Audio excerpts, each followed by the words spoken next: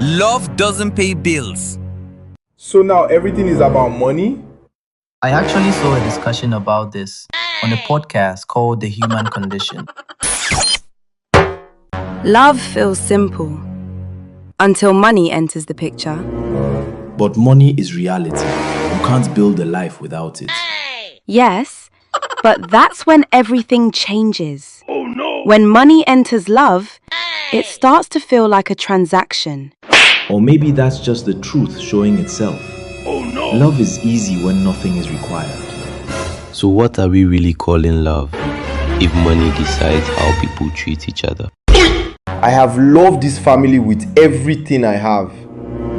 Everything, even effort you love from a distance. Love is not about money. Oh no! No, but life is. So love without responsibility is just a story. Oh no! Mommy, does love survive when things get hard? You people don't understand love. No, we understand reality. Humans call it love until conditions appear.